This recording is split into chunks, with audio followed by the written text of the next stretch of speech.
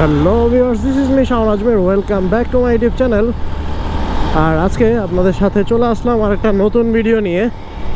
আর এখন সময় হচ্ছে 4:50 একদমই মানে হালকা রোদের আলো আছে, কিন্তু কথা হচ্ছে রোদের কি বলবো মানে প্রখরতা খুব কম। এত বেশি আলো মানে বেশি আলো হিসেবে যে গরমটা পড়ার কথা সেটা খুবই কম, ওইটা নাই।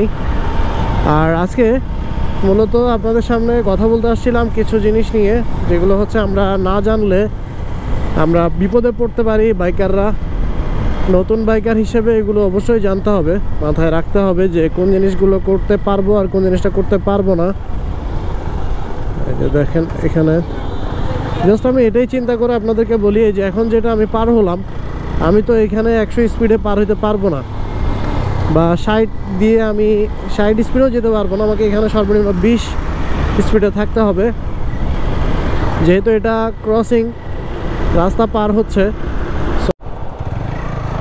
আচ্ছা, যেহেতু হঠাৎ করে ক্যামেরা বন্ধ হয়ে গেল, হয়তো ব্যাটারি ইস্যু ছিল, সো আমার আবার আসতে হলো অন করে। আচ্ছা, যেটা বলছিলাম সেটা হচ্ছে আমাদেরকে এরকম ক্রসিংয়ে স্পিড বেশি রাখা যাবে না। যদি আমরা এরকম স্পিড রাখি সেক্ষেত্রে দুর্ঘটনার হার বেড়ে যাবে, নিজের ক্ষতি এবং সামনে যারা থাকবে দুইজনেরই ক্ষতি। ও আজকের ভিউটা কিন্তু দেখছেন খুব সুন্দর, মানে রাস্তার দুই পাশে এরকম গাছপালা, মানে দেখতেই সুন্দর লাগতেছে। আজকে সবুজ সবুজ সবুজ সবুজ ভালো লাগতেছে এই সাইডে। আসলে এখন হচ্ছে একটু বৃষ্টি পড়তেছে রাতে, যার কারণে ধুয়ে মুছে এই সবুজটা একটু মানে ধোয়ার পরে উজ্জ্বল সবুজ হয়ে গেছে, খুব সুন্দর লাগতেছে। আসলে এরপরে আমরা যে কথাটা বলছি সেটা হচ্ছে আমাদের যে সকল জিনিসগুলো জানতে হবে। আমি প্রথমে স্পিডের কথাটা বলে ফেললাম, কারণ ওইটা আমার সরাসরি সামনে চলে আসছে, তাই। এরপর হচ্ছে আমাদের হেলমেট ছাড়া আমরা কখনোই রাইড করতে পারবো না। আমাদের হেলমেটটা কিন্তু খুবই জরুরি। এটা হচ্ছে ফার্স্ট অফ অল নিজের জন্য জরুরি। দেখেন কি মানে এখান দিয়ে পার হবে সে, এখানে যদি একটা স্পিডে যদি গাড়ি যায় তাহলে তো তার বিপদ, আমাদের বিপদ না, তার নিজেরই বিপদ হবে। আচ্ছা, যাই হোক, এরপরে যে ব্যাপারটা হচ্ছে হেলমেটের ব্যাপারটা বললাম, হেলমেট যদি না পরি সেক্ষেত্রে আমরা মামলা খাওয়ার সম্ভাবনা বেশি। আমি অ্যাজ এ রাইডার হিসেবে অবশ্যই বলবো হেলমেট পরতে হবে, হেলমেট ছাড়া সম্ভব না। হেলমেট সিকিউরিটি এনশিওর করে নিজের, এবং হচ্ছে আপনার একটা মামলা থেকে বাঁচাবে, আর্থিক যে ক্ষতি সেটা থেকেও বাঁচাবে হেলমেটটা। সো হেলমেটটা অবশ্যই আমাদের পরতে হবে সেফটি গিয়ার হিসেবে। আর আমরা যদি নতুন হয়ে থাকি তবে অবশ্যই আমাদের কি সেফটি গিয়ারগুলো মেনটেন করতে হবে, যেমন হচ্ছে ওই হাত এবং পায়ের যে সেফটি গিয়ারগুলো আছে এগুলো মেনটেন করতে হবে। আমার যে 2 নম্বর যে ইস্যুটা আছে সেটা হচ্ছে এই যে আমাদের লুকিং গ্লাস। আমরা কিন্তু নতুন যারা আছি তারা কিন্তু সামনে তাকায় থাকি, সামনে ফাঁ করে টান দেই কিছু না থাকলে। আবার যখন মানে আমরা খেয়ালই করি না যে পিছন থেকে কিছু আসতেছে না সাইড থেকে কিছু আসতেছে, সেটা খেয়াল করার সময় নাই। আমরা ভুলে যাই যে আমরা, এমনও হয় যারা নতুন রাইড শিখে তারা ভুলে যায় যে ব্রেক বলে কিছু আছে, ব্রেক বলে যে একটা কিছু থাকে সেটাই তারা ভুলে যায়।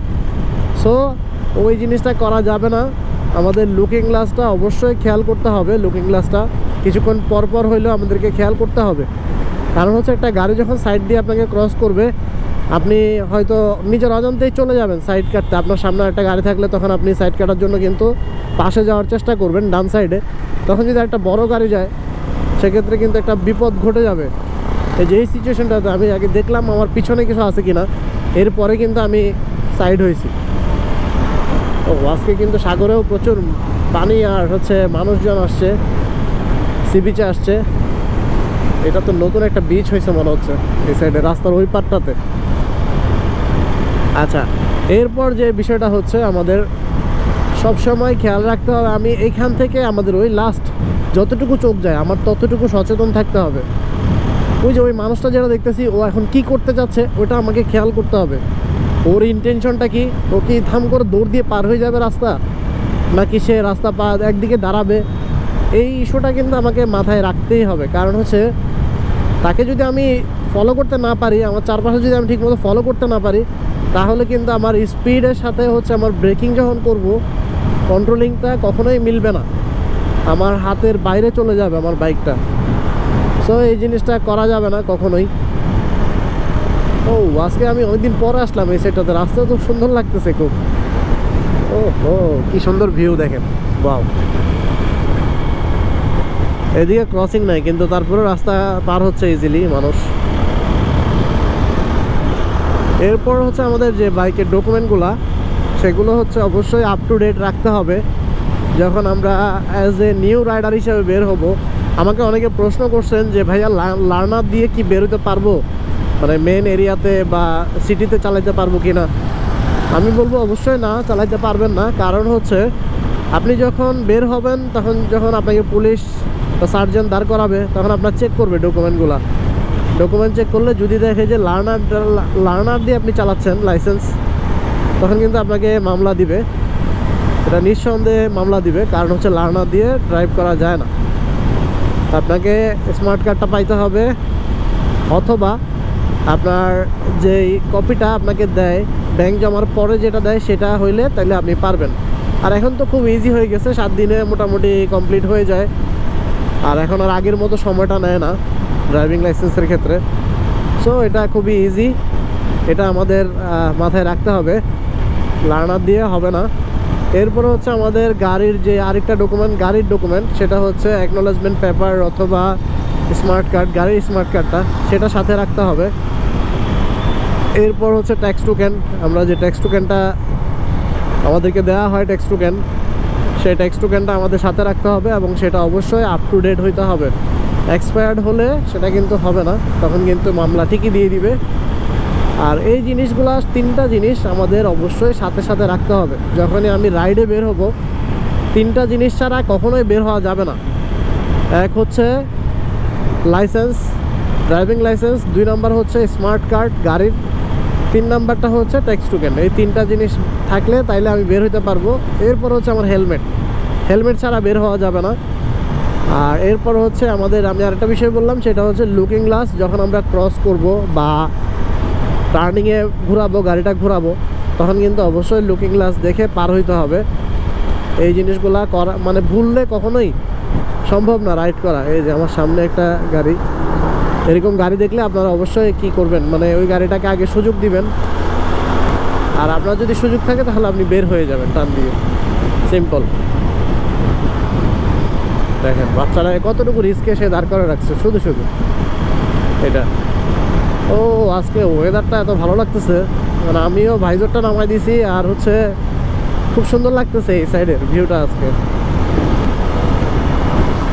আকাশটাও নীল হয়ে আছে আজকে, দেখেন কি সুন্দর। আর হচ্ছে পাশেই সাগর। আসলে বৃষ্টি পড়লে তখন কিন্তু খুব সুন্দর হয়ে যায় সব কিছু, বৃষ্টির আগের মুহূর্ত আর হচ্ছে বৃষ্টির পরের মুহূর্তটা। এই মুহূর্তগুলোতে আপনি যদি রাইড করেন খুব ভালো লাগবে। আর হচ্ছে আরেকটা জিনিস বলবো, তখন কিন্তু বৃষ্টি পড়লে সেটা একটা ইস্যু হয়, আমাদের গাড়ি কিন্তু স্কিড করে, তখন কিন্তু আমরা ওভার স্পিড করতে পারবো না গাড়ি চালানোর ক্ষেত্রে।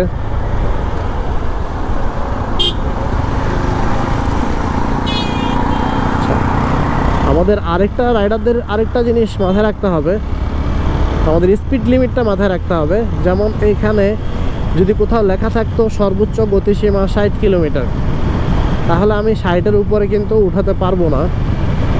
যদিও এটা হাইওয়েতে প্রযোজ্য না, হাইওয়েতে লেখা থাকে যে এত কিলোর উপরে উঠাতে পারবেন না, এত কিলোর উপরে উঠাতে পারবেন না, কিন্তু হাইওয়ের ক্ষেত্রে ডিফারেন্স।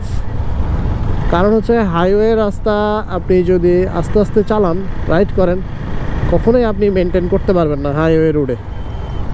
আমি আবার ব্যাক করব ঘুরে, কারণ হচ্ছে আমার এদিকে কোনো কাজ নাই। কি পরিমাণ মানুষ! এই আমার গাড়ি বাউলি খাচ্ছে কেন? সামনের চাকা ইস্যু হয়েছে নাকি বুঝতেছি না। আমার সামনের চাকাটা একটু দেখাইতে হবে, দেখি কোথাও গ্যারেজে দেখাইতে হবে সামনের চাকাটা, এটাতে ব্যবস্থা করতে হবে। কারণ হচ্ছে সামনের চাকাটা বাউলি খাচ্ছে।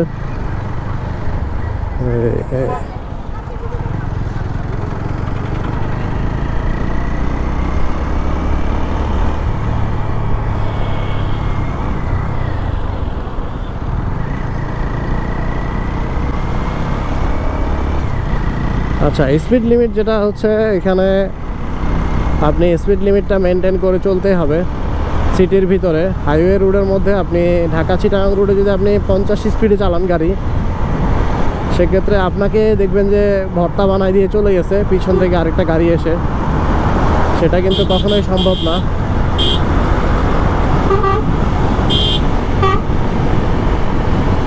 আমি এই গাড়িটাকে ওভারটেক করলাম, কারণ হচ্ছে ওর পিছনে থাকলে আমাকে ও অনেকক্ষণ পেন দিবে, যার কারণে ওভারটেক করে চলে আসলাম।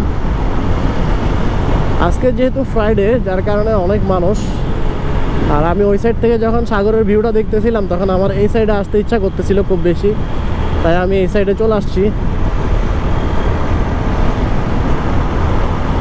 ওয়াও, দেখছেন কি সুন্দর, মানে একদম কি বলবো, সোনালি রোদ যেটা বলে, পানির উপরে একদম মানে মিররের মতো একটা রিফ্লেকশন ক্রিয়েট করছে, খুবই জোস ভিউটা। আমাদের চিটাগাংয়ের ভিতরে হচ্ছে এই ধরনের অনেকগুলো প্লেস পাবেন আপনি, সাগর পার্ক, যেটা হচ্ছে চিটাগাংয়ে আপনি কখনো ট্যুরিস্ট স্পটের কখনো মানে কি মিসিং হবে না, কমতি নাই, যেখানে যাবেন সেখানেই ট্যুরিস্ট স্পট পাবেন। খুবই সুন্দর। আপনি যদি এই রাস্তা দিয়ে ঘুরেন তাহলে আপনার অনেকগুলা স্পট পেয়ে যাবেন বসার মতো, খুবই ভালো। আর হচ্ছে আমার কাছে আসলে এনজয় করতেছি আমি এই রাইডটা, আসলে আজকে বের হয়েছি এনজয় করার জন্যই, রাইডটা এনজয় করব আর আপনাদেরকেও একটু দেখাবো যে কেমন লাগছে পুরো ভিউটা। আর হচ্ছে কিছু টুকটাক ভিডিওতে কিছু ইনফরমেটিভ তথ্য জানানোর জন্যই আসছি, যেটা আপনাদের উপকার হবে, এই ধরনের তথ্যগুলাই বলবো।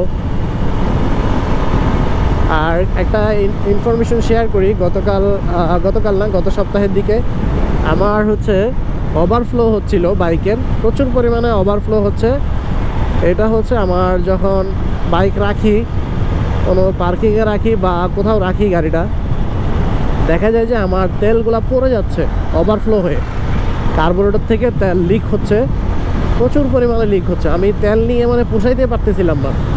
এই যে এখন 300 টাকার তেল নিছি, আবার দেখা যায় যে আমাকে কালকে আবার নিতে হচ্ছে তেল। আমি এখান থেকে বেশি কিলো যাইও না, 24 কিলো বা এরকম 20 কিলো এরকম যাওয়া আসা করতেছি, আবার আমার সিগন্যাল দিচ্ছে এখানে কিছুক্ষণ পরপরই। তো যেটা আমি পরে দেখলাম যে আমার পুরা পাদানি ভিজে থাকে সব সময়, পাদানিটা পুরাই ভিজা থাকে।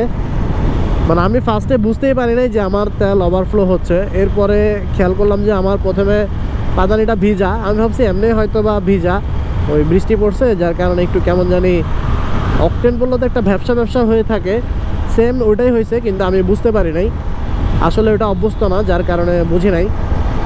তো পরে যেটা দেখলাম আমার তেল প্রচুর পরিমাণে তেল লাগতেছে রাইড করার ক্ষেত্রে।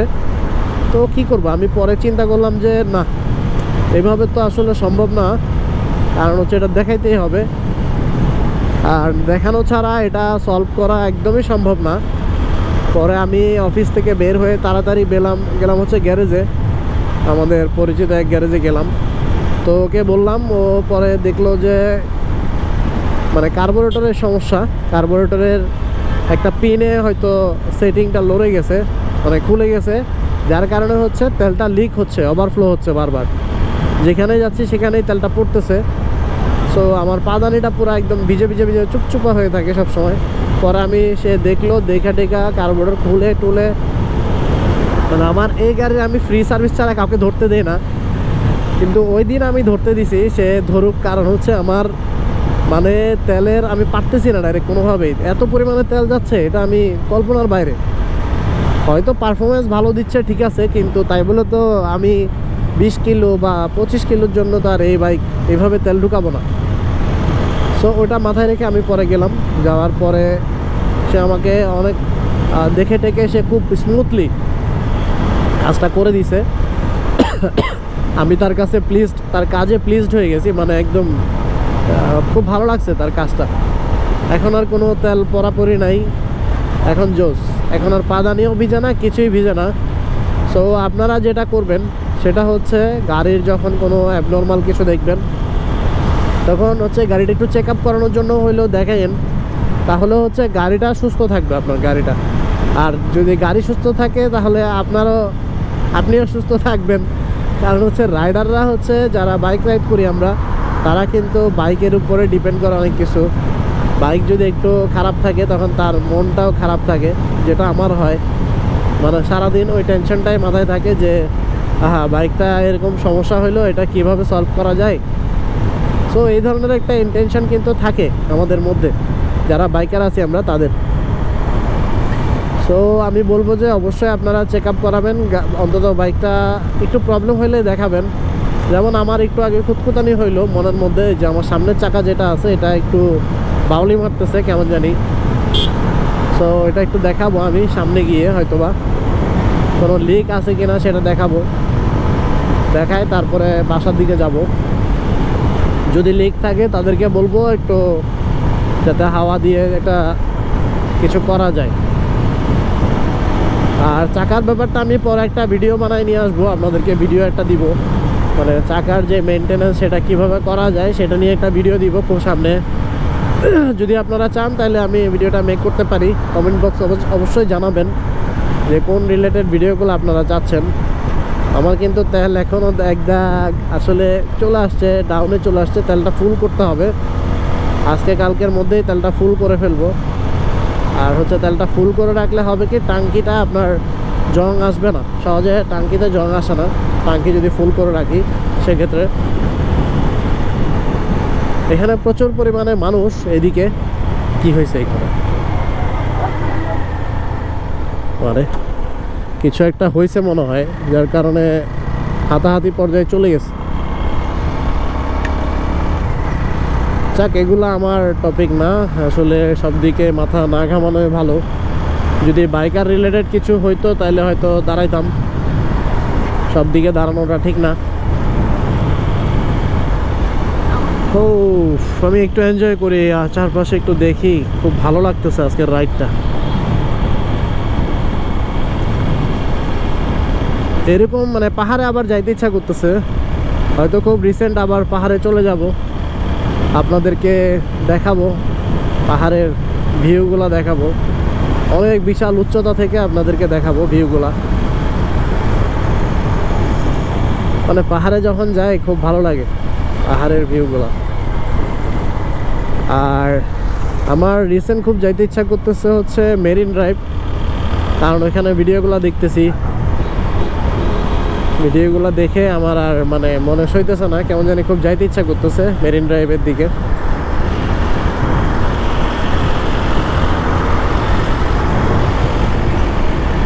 ও আসলে এতটুকুই ছিল আজকের ভিডিওটা। আমি এখন আবার চলে যাব বাসার দিকে, ব্যাক করব, একটু চাকাটা দেখাবো কোনো প্রবলেম হয়েছে কিনা দেখানোর জন্য যাব, এরপর সরাসরি বাসায় চলে যাব। আর আজকের ভিডিওটা এত বেশি বড় করব না, আজকের ভিডিওটা এতটুকুই রাখবো। সবাই ভালো থাকবেন, সুস্থ থাকবেন। আমার ভিডিওটি অবশ্যই বেশি করে শেয়ার করে দিবেন আর কমেন্ট করবেন বেশি বেশি করে, তাতে সবার রিচটা বাড়বে, আমার ভিডিওর রিচ বাড়বে। একটু কাইন্ডলি কমেন্ট করবেন আর লাইক করে দিয়ে যাবেন। আর অবশ্যই সাবস্ক্রাইব না করে থাকলে অবশ্যই সাবস্ক্রাইব করে দিবেন। সো আল্লাহ হাফেজ, টাটা, বাই বাই।